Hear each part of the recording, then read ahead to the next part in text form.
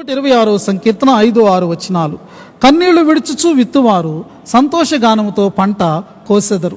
పిడికెడు విత్తనములు చేత పట్టుకుని ఏడ్చుచు పో విత్తువాడు సంతోషగానము చేచు పనలు మోసుకొని వచ్చును అని వ్రాయబడి ఉన్నది.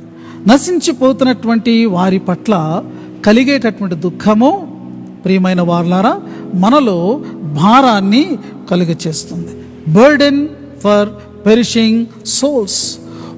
ఒక నిజమైనటువంటి క్రైస్తవుడు ఈ దుఃఖాన్ని, ఈ దుఃఖం వల్ల కలిగేటటువంటి భారాన్ని కూడా అతడు కలిగినటువంటి వాడుగా ఉంటాడు. ప్రియమైన వారలారా, నశించుచున్న వారి కొరకై కన్నీటి ప్రార్థన చేస్తాడు, భారముతో పరిచర్య చేస్తాడు, వారి రక్షణ కొరకై ప్రయాసపడతాడు. ఇది వ్యక్తిగతంగా ఒక క్రైస్తవుని యొక్క బాధ్యత, భారమై ఉండాలి.